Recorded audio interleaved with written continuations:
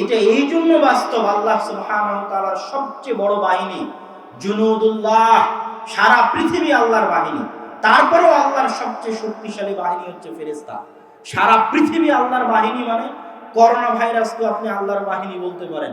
মাটি আল্লাহর বাহিনী, আসমান আল্লাহর বাহিনী, বৃষ্টি আল্লাহর বাহিনী, সমুদ্র আল্লাহর বাহিনী, বাতাস আল্লাহর বাহিনী, অক্সিজেন আল্লাহর বাহিনী, এগুলো সব আল্লাহর বাহিনী।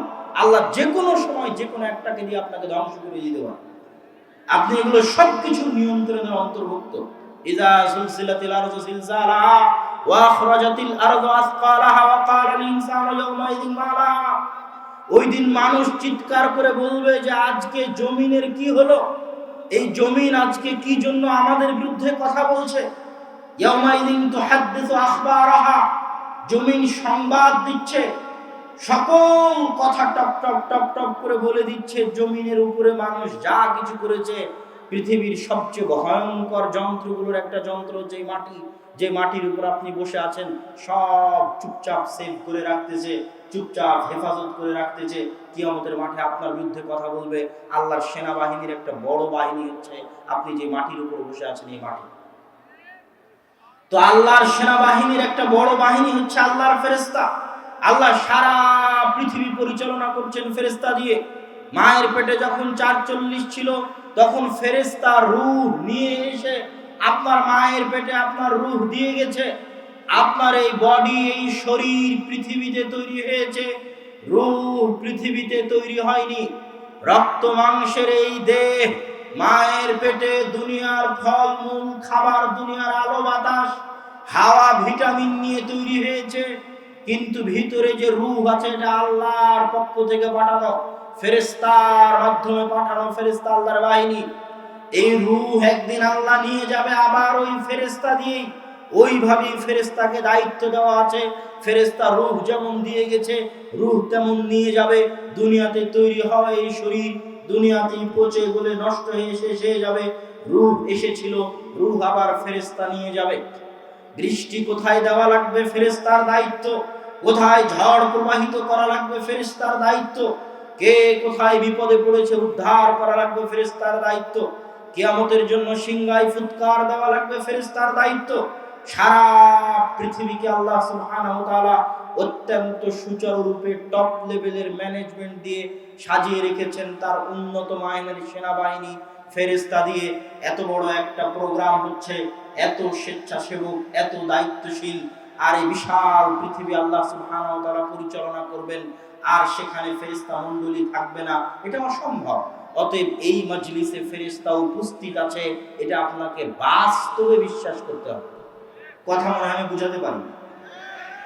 যখন আপনি নিজে বাস্তবে বিশ্বাস করবেন যে আপনার কাছে দুইজন ফেরেশতা সব সময় থাকে আপনার সাথে, যখন আপনি বাস্তবে বিশ্বাস করবেন যে সকালে ঘুম থেকে উঠতে পারছেন না, এটা আপনি মনে করছেন আরামের জন্য ল্যাপের নিচে ঘুমিয়ে থাকবো, এটা আমার আরাম, এটা ডাহা মিথ্যা কথা।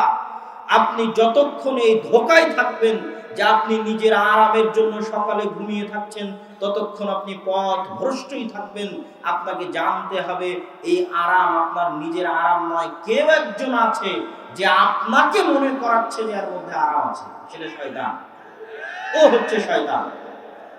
আপনার কানে যখন গানের আওয়াজ ভালো লাগে, তখন আপনি মনে করেন, যদি মনে করেন আমাকে গান শুনতে ভালো লাগছে, ডাহা মিথ্যা কথা। আপনার কানে জুইয়িনা, আপনার কানে সুন্দর করে ভালো লাগার মতো করে পেশ করার শক্তি আল্লাহ শয়তানকে দিয়ে রেখেছে। আপনি যেই দিন বুঝতে পারবেন এটা আমার ভালো লাগা নয়, শয়তান আমাকে ভালো লাগাচ্ছে, শয়তান আমাকে ভালো লাগানোর চেষ্টা করছে, যেই দিন আপনি বুঝতে পারবেন এটা আমার আরামায়েশ নয়, শয়তান আমাকে আরাম দেওয়ানোর চেষ্টা করছে।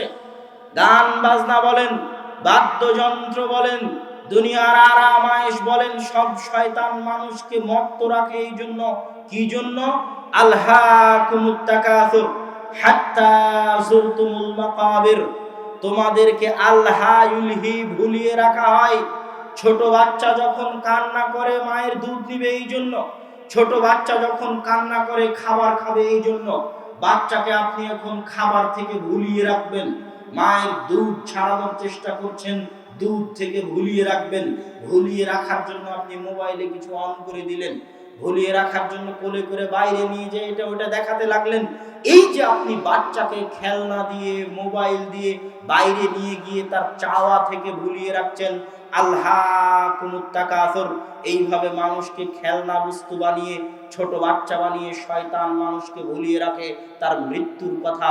হাত্তা যুরতুমুল মাকাবির, গান দিয়ে ভুলিয়ে রাখে মানুষ তুমি একদিন মারা যাবে। রাতে ফেসবুক চালাতে চালাতে ঘুমাই ভুলিয়ে রাখে যে মানুষ তুমি একদিন মারা যাবে। তাসের আড্ডায় থাকে, জুয়ার আড্ডায় থাকে, মদের আড্ডায় থাকে, বিড়ির আড্ডায় থাকে, মানুষকে ভুলিয়ে রাখে শয়তান যে মানুষ তুমি একদিন মারা যাবে। আল্লাহকুমুত তাকাসুর, ছোট বাচ্চাকে যেভাবে ভুলিয়ে রাখা হয়, শয়তান মানুষকে ওইভাবে ভুলিয়ে রাখে। হাত্তা যুরতুমুল মাকাবির, মৃত্যুর কথা ভুলিয়ে রাখে। আর এই ভুল ভেঙে যাবে সেই দিন, যেই দিন মানুষ নিজে স্বচক্ষে মৃত্যুকে দেখবে, যেই দিন মানুষ নিজে স্বচক্ষে কবরে চলে যাবে, মুখে কবরের মাটি চাপা পড়বে, সেই দিন মানুষ শয়তানের এই ধোঁকা থেকে বেরিয়ে আসতে পারবে। বলছিলাম ততক্ষণ পর্যন্ত আপনি দিনের রাস্তায় আসতে পারবেন না যতক্ষণ না আপনি শয়তান এবং ফেরেশতার উপর বিশ্বাস স্থাপন করবেন। আর এত লম্বা কথা আলোচনা করলাম এই জন্য, আপনি যেই মাজলিসে বসে আছেন এই মাজলিসে ফেরেশতা বসে আছে। যেই মাজলিসে ফেরেশতা বসে আছে আপনাকে সেই মাজলিসের আদব রক্ষা করতে হবে, ফেরেশতাদের সম্মান বজায় রাখতে হবে। এটা কাল্পনিক কথা নয়, এটা বাস্তব কথা। অতএব ফেরেশতাদের সম্মান বজায় রক্ষার্থে আপনাকে মাজলিসের সম্মান বজায় রাখতে হবে। কথা না বলে, বিশৃঙ্খলা না করে চুপচাপ বসে বক্তব্য শোনার চেষ্টা করতে হবে। আজকে আপনাদের অত্র আলোচনা অনুষ্ঠানে আমার সংক্ষিপ্ত বক্তব্যের বিষয়বস্তু as-সালাত, সালাত। সালাতের উপর গুরুত্বপূর্ণ ব্যতিক্রম কিছু কথা আপনাদের কানে, আপনাদের মাথায়, আপনাদের বিবেকে দেওয়ার ছোট্ট চেষ্টা করব। ওয়া তৌফিক ইল্লা বিল্লাহ। ইনশাআল্লাহুল আজিজ, আল্লাহ সুবহানাহু ওয়া তাআলা যদি চান ইনশাআল্লাহ। সালাত সম্পর্কে কথা বলতে গিয়ে সর্বপ্রথম যেটা বলতে হবে সেটা হচ্ছে, আল্লাহ সুবহানাহু ওয়া তাআলা ইসলামে যতগুলো বিধান দিয়েছেন, ইসলাম আর ঈমান দুটোর মধ্যে পার্থক্য আছে। ঈমান হচ্ছে মানুষের অন্তরের বিষয়, 6টা বিষয় মনে মনে বিশ্বাস করতে হয়, যার একটা আজকে আপনাদের বিশ্বাস করানোর চেষ্টা করলাম, সেটা হচ্ছে ফেরেশতা। 6টা বিষয় মনে মনে বিশ্বাস করতে হয়, এটা ঈমান। আর ইসলাম হচ্ছে বাহ্যিক ইবাদত, 5টা জিনিস বাহ্যিকভাবে করতে হয়, তাহলে আপনি মুসলমান। আর ওই 5টা ইবাদত বাহ্যিকভাবে না করলে, অন্তরে ঈমান থাকলেও আপনাকে মুসলমান বলে গণ্য করা হবে না। ওই 5টা বাহ্যিক ইবাদত আপনারা জানেন, মুখে কালেমার উচ্চারণ, সালাত, সিয়াম, হজ, যাকাত।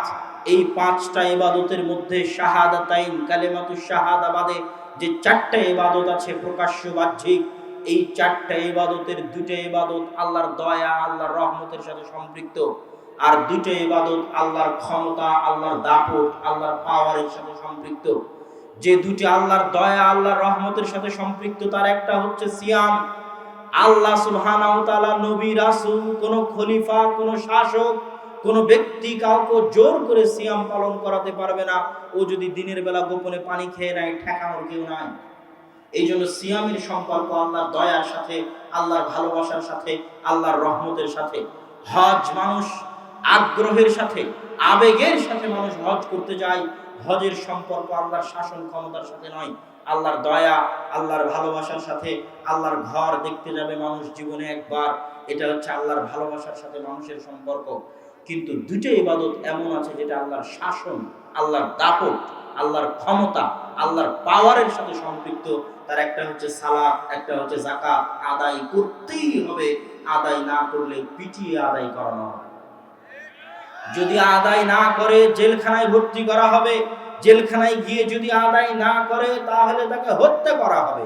খলিফা তাকে হত্যা করবে, তার রক্ত প্রবাহিত করবে, তার বিরুদ্ধে যুদ্ধ করবে যদি সালাত ছেড়ে দেয়, যদি যাকাত ছেড়ে দেয়। এই জন্য এই 2টা ইবাদত আল্লাহর শাসন ক্ষমতা, আল্লাহর পাওয়ারের সাথে সম্পৃক্ত। আল্লাহ যেই সামাজিক ব্যবস্থা চান ইসলামের মাধ্যমে, ওই সামাজিক ব্যবস্থা সালাত ছাড়া কল্পনা করা সম্ভব নয়। আল্লাহ যে অর্থনৈতিক ব্যবস্থা চান ইসলামের মাধ্যমে, ওটা যাকাত ছাড়া কল্পনা করা সম্ভব নয়। সালাতের বিষয়ে দ্বিতীয় পয়েন্ট, সালাতের বিষয়ে দ্বিতীয় পয়েন্ট হচ্ছে, একটা উদাহরণ দিয়ে আপনাকে বুঝাই। উদাহরণ হচ্ছে, আপনি যখন কোনো স্কুলে আপনার ছেলে মেয়েকে ভর্তি করাতে যাবেন, তো স্কুলের অনেক নিয়ম কানুন থাকে, এটা করা যাবে না, এটা করা যাবে না, এটা করা যাবে না, এটা করা যাবে না। আপনি সব নিয়ম কানুন মেনে নিলেন। যেমন এখন ভারতের স্কুলগুলোতে হিজাব নিষিদ্ধ করার চেষ্টা চলতেছে। ধরেন কোনো মুসলমান মেয়ে যদি হিজাব ছাড়াই ভারতের কোনো স্কুলে প্রবেশ করে, তাহলে একটা নিষেধাজ্ঞা মেনে সে প্রবেশ করলো। আরো ১৭ রকমের নিষেধাজ্ঞা থাকতে পারে স্কুলে। রাজনৈতিক দল করা যাবে না, থাকতে পারে। মোবাইল ব্যবহার করা যাবে না, থাকতে পারে। তো মোবাইল ব্যবহার করলেন না, রাজনৈতিক দল করলেন না, যত নিষেধাজ্ঞা আছে সব নিষেধাজ্ঞা মেনে নিয়ে এবার স্কুলে ঢুকলেন। ঢুকে যদি আপনি স্কুলে গিয়ে বসে থাকেন, ঘুম পাড়েন, তাহলে ওই নিষেধাজ্ঞা মানার কোনো দাম আছে? ওই স্কুলে আপনি ভর্তি হয়েছেন, তার মূল কাজ হচ্ছে ক্লাস করা। বাকি যে নিষেধাজ্ঞাগুলো আছে, এই নিষেধাজ্ঞাগুলো সিস্টেম পরিচালনার জন্য, আপনাকে কন্ট্রোলে রাখার জন্য, আপনাকে একটা সিস্টেমের মধ্যে রাখার জন্য। আপনি ইসলামে আসছেন, ইসলাম গ্রহণ করেছেন, ইসলামে সুদ হারাম, সুদ খেলেন না। ইসলামে ঘুষ হারাম, ঘুষ খেলেন না।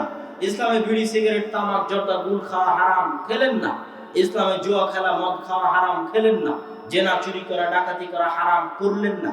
পৃথিবীতে এরকম হাজারো লাখো শত হিন্দু খ্রিস্টান ইহুদি আছে যারা মদ খায় না, যারা সুদ খায় না, যারা ঘুষ খায় না, যারা জেনাবের বিচারে লিপ্ত হয় না, যারা চুরি করে না, যারা মিথ্যে কথা বলে না। এরকম কি নাই অমুসলিম? অসংখ্য, অগণিত আছে। ওই অমুসলিমকে ইসলামের সব নিষেধাজ্ঞা মানে একজন হিন্দু। ইসলামের এমন কোন নিষেধাজ্ঞা নাই যেটা সে মানে না। ওকে আপনি কি করার জন্য ইসলাম গ্রহণ করতে বলবেন? কি করতে ও ইসলাম গ্রহণ করবে? ও তো ইসলাম গ্রহণ না করেই ইসলামের যত নিষেধাজ্ঞা আছে সব নিষেধাজ্ঞা মানছে। কেন তাকে আপনি ইসলাম গ্রহণ করতে বলবেন? ওই হিন্দু আর আপনার মধ্যে পার্থক্য তৈরি করার মতো আপনি কিছুই বের করতে পারবেন না গোটা ইসলাম। যে একজন হিন্দু যে ঘুষ খায় না, সুদ খায় না, চুরি করে না, ডাকাতি করে না, জেনা করে না, মদ খায় না, বিড়ি খায় না, আর আপনি একজন মুসলমান, আপনিও চুরি করেন না, জেনা করেন না, ডাকাতি করেন না, আপনার মধ্যে আর ওই হিন্দুর মধ্যে পার্থক্য তৈরি করতে পারে এরকম কিছু খুঁজে দিতে পারবেন না, সালাত ব্যতীত। কি ব্যতীত? সালাত ব্যতীত। হজ গরিবের উপর ফরজ নয়। গরিব হিন্দুকে আপনি কি জন্য মুসলমান হতে বলবেন? হজ করার জন্য, ওর উপর তো হজ ফরজই নয়। আপনি একজন গরিব হিন্দুকে মুসলমান হতে বলবেন কেন? যাকাত দেওয়ার জন্য, ওর উপর তো যাকাত ফরজই নয়। কিসের জন্য মুসলমান হবে? সারা বছর ঘুম পেড়ে ওই রমজান মাসে এক মাস সিয়াম পালন করবে, এই জন্য মুসলমান হবে? আপনি এমন কোন কাজ দিতে পারবেন না যে কাজ দিয়ে আপনি বলবেন এই কাজটা করার জন্য মুসলমান হয়েছে। কোন কাজ ব্যতীত বলেন তো? সালাত ব্যতীত। এই জন্য রাসূল সাল্লাল্লাহু আলাইহি ওয়াসাল্লাম বলেছেন, একজন মুশরিক আর একজন মুমিনের মধ্যে পার্থক্য সৃষ্টিকারী কি? সালাত।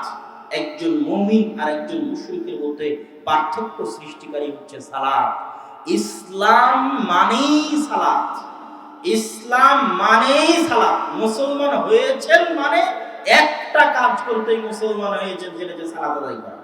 যদি সালাত আদায় না করেন তাহলে আপনার মধ্যে আর হিন্দুর মধ্যে কোনো পার্থক্য নাই।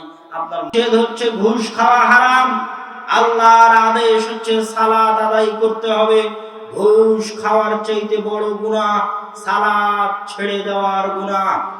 আল্লাহর নিষেধ হচ্ছে মদ খাওয়া, বিড়ি সিগারেট গুল জর্দা খাওয়া হারাম। আল্লাহর আদেশ হচ্ছে তোমাকে সালাত আদায় করতে হবে। মদ খাওয়ার গুনাহের চাইতে সালাত ছেড়ে দেওয়ার গুনাহ বড়। আল্লাহর নিষেধ হচ্ছে জেনা করা যাবে না, আল্লাহর আদেশ হচ্ছে সালাত আদায় করতে হবে। জেনা করার চাইতে বড় গুনাহ সালাত ছেড়ে দেওয়ার গুনাহ। আল্লাহর আদেশ অমান্য করা, আল্লাহর নিষেধ অমান্য করার চাইতে বড়। আপনি চোর হন, বাটপার হন, ডাকাত হন, ঘুষখোর হন, সুদখোর হন, বিড়িখোর হন, জুয়াখোর হন, মদখোর হন, যত বড় পাপী হন না কেন আপনাকে সালাত আদায় করতেই হবে। কেউ কোনোদিন কারো পাপকে ছোট করে সালাত থেকে বিরত রাখতে পারবে না। কাউকে পাপের খোঁটা দিয়ে সালাত থেকে বিরত থাকা যাবে না। হ্যাঁ, এই কথা ঠিক যে রাসূল সাল্লাল্লাহু আলাইহি ওয়াসাল্লাম বলেছেন, কেউ যদি একবার নেশাদার দ্রব্য পান করে তার 40 ইয়াওমান 40 দিনের ইবাদত আল্লাহর দরবারে কবুল হয় না। হ্যাঁ, এই কথা ঠিক যে রাসূল সাল্লাল্লাহু আলাইহি ওয়াসাল্লাম বলেছেন, লা ইয়াদখুলুল জান্নাতা জাসাদুন গুযিয়া বিল হারাম। ওই শরীর জান্নাতে প্রবেশ করতে পারবে না যে শরীর হারাম দিয়ে তৈরি হয়েছে। হ্যাঁ, এই কথা ঠিক যে রাসূল সাল্লাল্লাহু আলাইহি ওয়াসাল্লাম বলেছেন যে মানুষ যখন হাত তুলে দোয়া করে তখন আল্লাহ বলেন, মাতা'আমুহু হারামুন ওয়া মাশরাবুহু হারামুন ওয়া মালবাসুহু হারামুন ইন্নাল্লাহা তাইয়্যিব লা ইয়াকবালু ইল্লা তাইয়্যিব। ওই যে ব্যক্তি দোয়া করছে ওর খাদ্যদ্রব্য হারাম, ওর গায়ের জামা হারাম টাকায় কিনা, মালবাসুহু হারামুন মাতা'আমুহু হারামুন ওয়া মাশরাবুহু হারামুন, ও যা পান করে ওইটা হারাম। আল্লাহ পবিত্র, আল্লাহ অপবিত্র জিনিস গ্রহণ করেন না। এগুলো সব হাদিস ঠিক। তার মানে এই নয় যে বিড়ি খেয়েছে ও 40 দিন আর সালাত আদায় করবে না। তার মানে এই নয় যে সুদের টাকায় জীবন চালাই ওকে আর সালাত আদায় করা লাগবে না, এই জন্য যে সালাতটা আল্লাহর দরবারে কবুল হবে না, এই কথা নয়। কি জন্য এই কথা নয়? এই জন্য এই কথা নয়। এই কথা ঠিক, যদি বিড়িখোর সালাত আদায় করে সালাতের নেকি পাবে না। সালাতের বিশাল অগণিত অসংখ্য ফজিলত আছে, সেই অগণিত অসংখ্য বিশাল ফজিলত থেকে বঞ্চিত হবে সালাত কবুল না হওয়ার কারণে। কিন্তু সালাত ছেড়ে দিলে যে মহা গুনাহ হতো, যেই গুনাহ সুদ খাওয়ার চাইতে বড় গুনাহ, যেই গুনাহ ঘুষ খাওয়ার চাইতে বড় গুনাহ, যেই গুনাহ মদ খাওয়ার চাইতে বড় গুনাহ, যেই গুনাহ জেনা করার চাইতে বড় গুনাহ, সালাত ছেড়ে দিলে যেই গুনাহ হতো ওই গুনাহ থেকে সে বেঁচে যাবে। আর যদি আমি মনে হয় বুঝাতে পারিনি আপনাদেরকে, আর যদি সালাত আদায় করে তাহলে ওই গুনাহ থেকে বেঁচে গেল। গুনাহ শুধু একটা থাকলো, সেটা হচ্ছে ও যে গুনাহের কাজে আছে সেই গুনাহের কাজ। আর যদি সালাত আদায় না করে তাহলে ওর গুনাহ ডবল। এক বিড়ি খাওয়ার গুনাহ আর এক নামাজ না পড়ার গুনাহ, এক সুদ খাওয়ার গুনাহ আর এক সালাত ছেড়ে দেওয়ার গুনাহ, এক ঘুষ খাওয়ার গুনাহ আর এক সালাত ছেড়ে দেওয়ার গুনাহ। অতএব হে মুসলিম ভাই, হে মুসলিম বোন, আপনাকে বলছি, আপনি যদি বিড়িখোর হন, বিড়ি এখনই খাওয়া শেষ করলেন, সালাতের সময় হয়েছে, বিড়ি খাওয়ার অজুহাতে আপনি সালাত ছাড়তে পাবেন না, সালাত আদায় করতেই হবে। আপনি যদি ঘুষখোর হন, সুদখোর হন, এখনই টেবিলের নিচ দিয়ে লাখ টাকা কোটি টাকা সুদ ঘুষ নিয়েছেন, এই অজুহাতে আপনি সালাত ছাড়তে পাবেন না, সালাত আপনাকে আদায় করতেই হবে। এখনই যদি আপনি বেশ্যালয় থেকে বের হয়ে আসেন, ওই অজুহাতে সালাত পরিত্যাগ করতে পাবেন না, সালাত আপনাকে আদায় করতেই হবে। সালাতের বিকল্প কিছু নাই, সালাত আদায় করতেই হবে। যত বড় পাপী হন, যত বড় পাপিষ্ঠ হন, কি জন্য সালাত পরিত্যাগ করা যাবে না? এই সালাতই যদি ধরে রাখেন আপনি, এই সালাত একদিন আপনাকে গুনাহ থেকে বিরত রাখবেই রাখবেই রাখবেই ইনশাআল্লাহ। কি জন্য এই সালাত আপনাকে গুনাহ থেকে বিরত রাখবে? মানুষ জানে না। কোরআনের এই আয়াতের ব্যাখ্যা মানুষ বুঝতে পারে না যে ইন্নাস সালাতা তানহা আনিল ফাহশাই ওয়াল মুনকার। সালাত মানুষকে গুনাহ থেকে বিরত রাখতে পারে, আল্লাহ কোরআনে বলছেন। কিন্তু মানুষে জানে না, মানুষে বুঝে না। কিভাবে সম্ভব?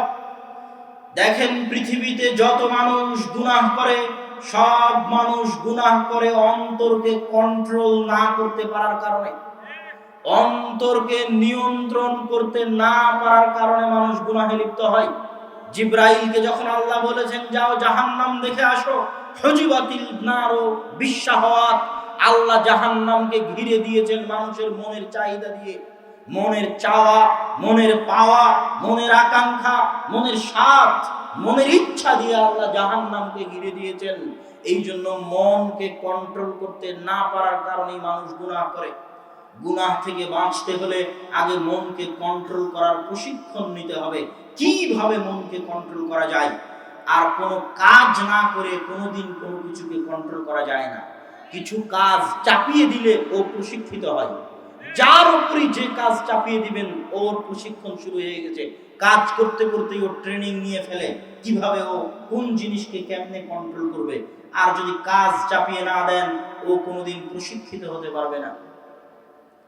আপনার অন্তরকে যদি আপনি কন্ট্রোল করতে চান, গুনাহ থেকে বাঁচাতে চান, যে গুনাহ করতে চান না, আপনি গুনাহ থেকে বাঁচতে চান, পৃথিবীর যে কোনো গুনাহ থেকে বাঁচতে চান, তাহলে আগে আপনার অন্তরকে কন্ট্রোল করা শিখতে হবে। আর অন্তরের উপর কন্ট্রোল ক্ষমতা প্রতিষ্ঠা করার পৃথিবীতে সালাতের চাইতে বড় কোনো মাধ্যম নাই। 5 ওয়াক্ত সালাত মসজিদে জামাতে উপস্থিত হওয়া পৃথিবীর বুকে সবচেয়ে বড় চ্যালেঞ্জ। 5 ওয়াক্ত সালাত জামাতে মসজিদে উপস্থিত হওয়া পৃথিবীর বুকে মনের বিরুদ্ধে সবচেয়ে বড় চ্যালেঞ্জ। 5 ওয়াক্ত সালাতে জামাতে উপস্থিত হওয়া আসমানের নিচে জমিনের উপরে মনের বিরুদ্ধে লড়াই করে 5 ওয়াক্ত সালাতে মসজিদে উপস্থিত হওয়া পৃথিবীতে সবচেয়ে বড় চ্যালেঞ্জ। আর এই চ্যালেঞ্জ যে একবার গ্রহণ করতে পারে, ওর আত্মা ধীরে ধীরে ট্রেন আপ হয় কিভাবে ও মনকে কন্ট্রোল করতে পারবে। একবার যদি 5 ওয়াক্ত সালাত নিয়মিত মসজিদে আদায় করার অভ্যাসই বানিয়ে ফেলে নিজের আত্মাকে, ওই আত্মা গুনাহ থেকে বিরত থাকা এমনি শিখে যাবে। যত মানুষ দেখবেন গুনাহে লিপ্ত, এরা কেউ নিয়মিত 5 ওয়াক্ত সালাত জামাতে আদায় করতে পারে না। এই জন্য তার অন্তরের উপর তার কন্ট্রোল ক্ষমতা প্রতিষ্ঠা হয়, কেননা তার অন্তর তার নিয়ন্ত্রণের বাইরে। আপনি যদি অন্তরকে কন্ট্রোল করতে চান, প্রথম ফার্স্ট পদক্ষেপ হচ্ছে 5 ওয়াক্ত সালাত মনের বিরুদ্ধে লড়াই করে মসজিদে উপস্থিত হয়ে আদায় করতে হবে। তাহলে আপনার অন্তর প্রশিক্ষিত হবে, অন্তরকে আপনি কন্ট্রোল করা শিখে যেতে পারবেন। রাসূল সাল্লাল্লাহু আলাইহি ওয়াসাল্লাম এমনি বলেননি, কেউ যদি 40 দিন টানা 40 দিন 5 ওয়াক্ত সালাত তাকবীরে তাহরিমার সাথে উপস্থিত হয়ে আদায় করে, আল্লাহু আকবার বলে যে সালাত শুরু হয়, এই তাকবীরে তাহরিমার প্রথম তাকবীর মিস না দিয়ে টানা 40 দিন 5 ওয়াক্ত সালাত মসজিদে তাকবীরে তাহরিমার সাথে আদায় করে, ও জাহান্নাম থেকে মুক্ত। এত বড় ফজিলত তো আল্লাহ রাসূল এমনি ঘোষণা করেনি। কালকে থেকে শুরু করেন, কয়দিন পারেন। অনেক বড় কঠিন চ্যালেঞ্জ যে আপনি টানা 40 দিন 5 ওয়াক্ত সালাত জামাতের সাথে তাকবীরে তাহরিমা মিস না দিয়ে আদায় করবেন। অনেক বড় কঠিন চ্যালেঞ্জ, অন্তরের জন্য সবচেয়ে বড় প্রশিক্ষণ। কেউ যদি একবার 40 দিন টানা আদায় করে ফেলে, ওর অন্তরের একটা প্রশিক্ষণ কোর্স কমপ্লিট হয়ে যাবে এবং অটোমেটিক ও জাহান্নাম থেকে মুক্ত হয়ে যাবে। ওর অন্তর প্রশিক্ষিত হয়ে যাবে গুনাহ থেকে বিরত থাকার জন্য। অন্তরকে নিজের কন্ট্রোলে নিয়ে চলে আসবে। অন্তর মুতাআওয়াদ বিইবাদাতিল্লাহ, আল্লাহর ইবাদতে অভ্যস্ত হয়ে যাবে। অন্তরের উপর কন্ট্রোল ক্ষমতা প্রতিষ্ঠার শেষ স্তর, লাস্ট স্টেপ, টপ লেভেলের স্টেপ, সালাতুর রাজুলি ফি জাওবিল লাইল ওয়ান নাস নিয়াম। মানুষ যখন রাতে ঘুমিয়ে থাকে, রাতের শেষ অংশে আল্লাহ যখন নিচের আসমানে নেমে আসেন, তখন তাহাজ্জুদের সালাত আদায়ে অভ্যাসী হওয়া, এটা অন্তরের উপর কন্ট্রোল ক্ষমতা প্রতিষ্ঠার শেষ স্তর। আল্লাহ সুবহানাহু ওয়া তাআলা আল্লাহ রাসূলকে বলেছিলেন যে ফাতাহাজ্জাত বিহি নাফিলা, আপনাকে অনেক বড় দায়িত্ব দিচ্ছি, এই দায়িত্ব প্রতিষ্ঠা করার জন্য, ভালোভাবে পালন করার জন্য অন্তরের উপর যেই পরিমাণ কন্ট্রোল ক্ষমতা প্রয়োজন, আপনার আত্মাকে তো জমজমের পানি দিয়ে সিনা চাক করে ধুয়ে পরিষ্কার করে পুনরায় সেলাই করে দেওয়া আছে।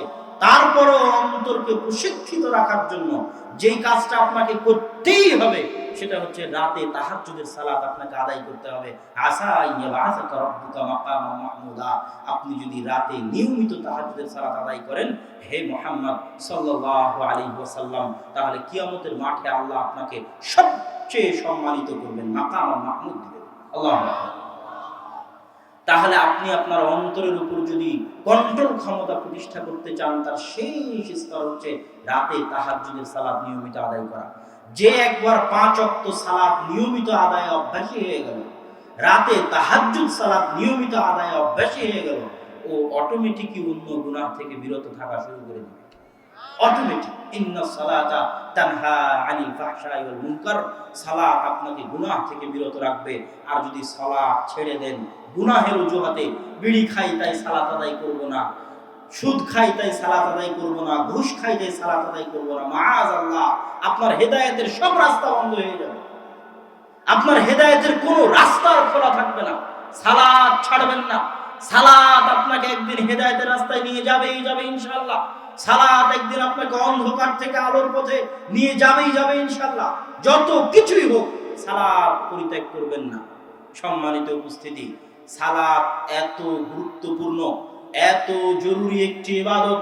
সালাতের বিষয়ে তৃতীয় গুরুত্বপূর্ণ পয়েন্ট হচ্ছে, ইসলামে যত ইবাদত আছে সব ইবাদতের যত শর্ত দেওয়া আছে, ওই শর্তগুলো যদি মিস হয় ইবাদতও মিস। ইবাদতের আর দরকার নাই, শর্ত নাই, ইবাদত নাই, শর্ত নাই, ইবাদত নাই। যাকাত আদায়ের শর্ত নিসাব পরিমাণ সম্পদের মালিক হওয়া, নিসাব পরিমাণ সম্পদের মালিক হতে পারেনি, যাকাত নাই।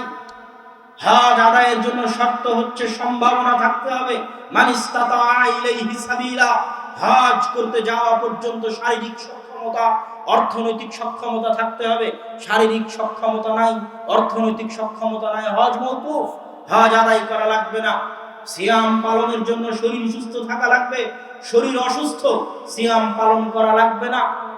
যদি আপনি চিরস্থায়ী অসুস্থ হন, আপনার পক্ষ থেকে ফিদিয়া দিয়ে দিবেন, আপনাকে সিয়াম আদায় করা লাগতেছে না।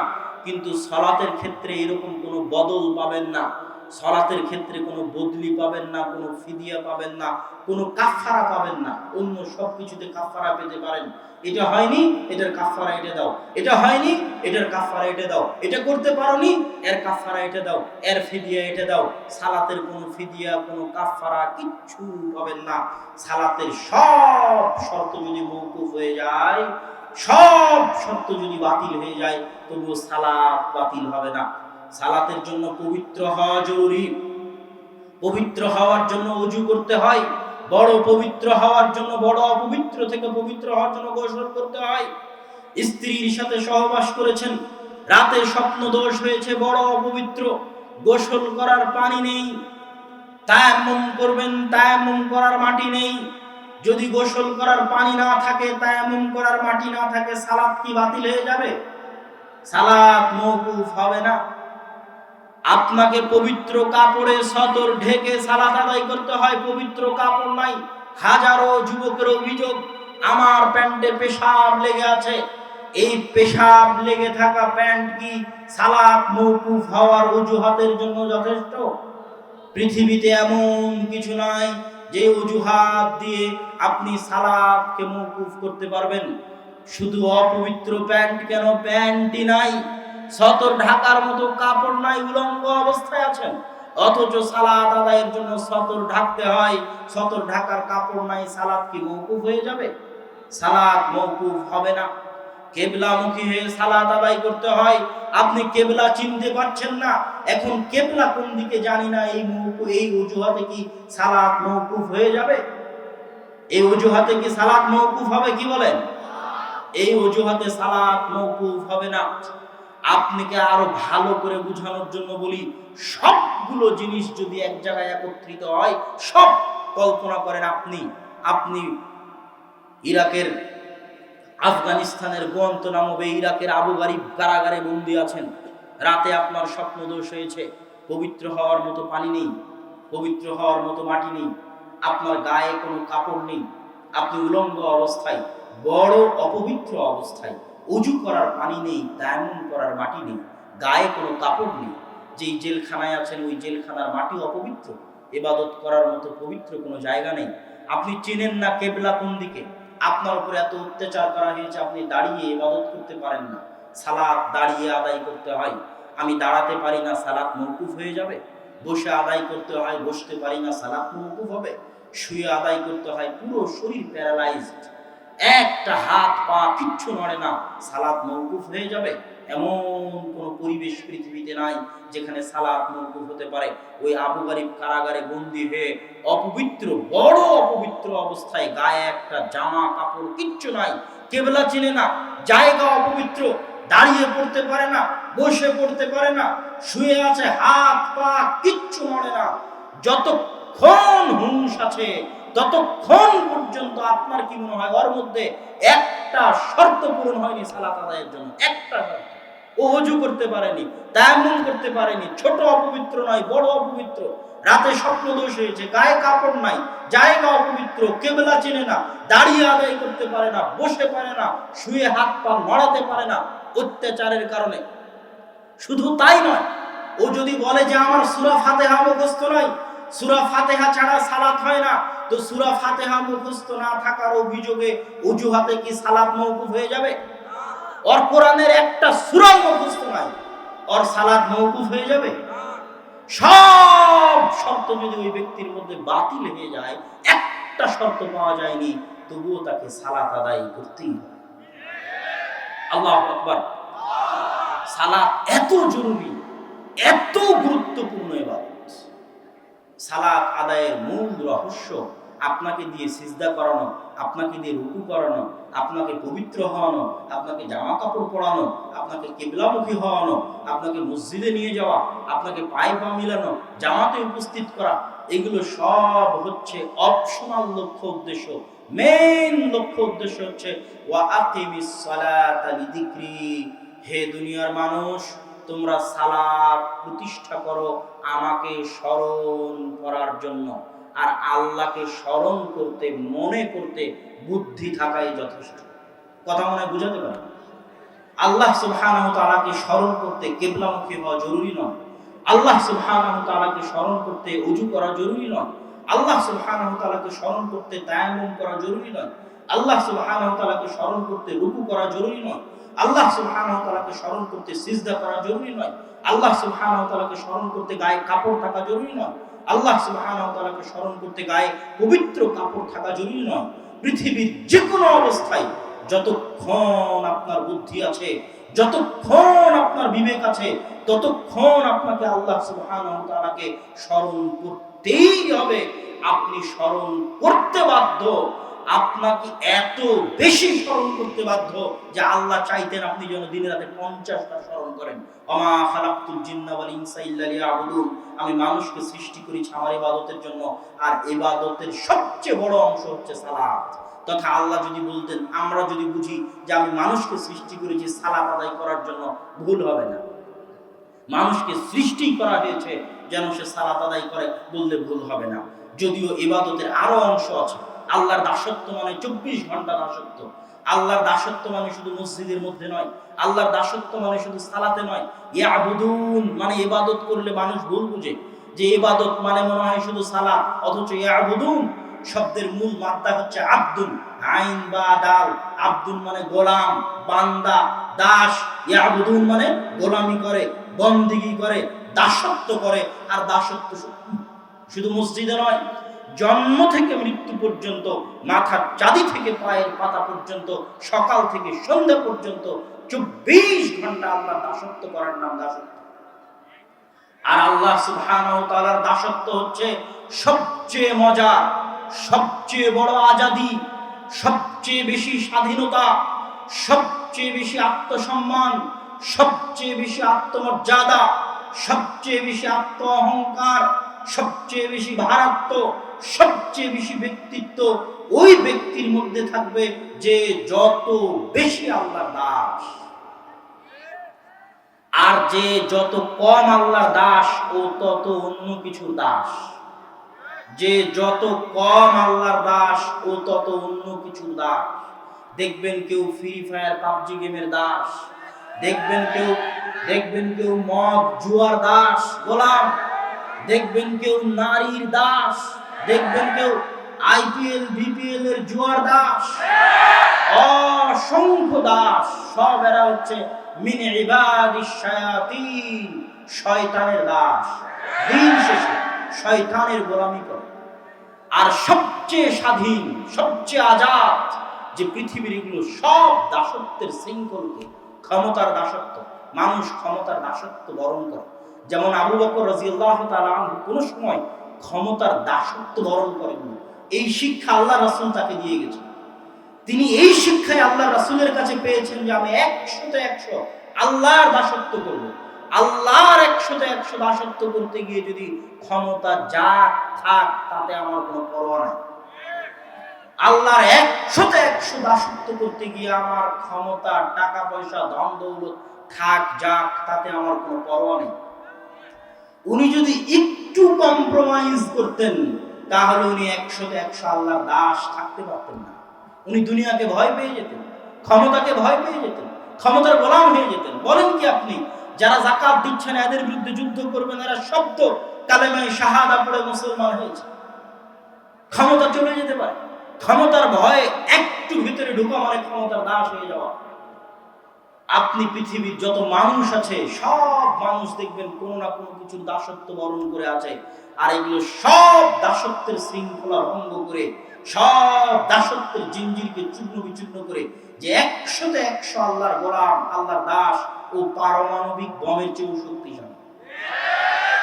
ও হচ্ছে ইব্রাহিম আলাইহিস সালাতু ওয়াস সালামের মতো উঁচু আত্মমর্যাদা সম্পন্ন। পৃথিবীতে এমন কেউ নাই যে তাকে কিনে নিতে পারে, পৃথিবীতে এমন কেউ নাই যে তাকে টাকার বিনিময়ে ক্রয় করে নিতে পারে, কেউ না। এই জন্য বলছিলাম আল্লাহ সুবহানাহু ওয়া তাআলার দাসত্বের সবচেয়ে বড় মাপকাঠি হচ্ছে সালাত। সালাত দিয়ে আল্লাহকে স্মরণ করতে বলা হয়েছে। সালাতের এই মূল রহস্য আল্লাহকে স্মরণ করা।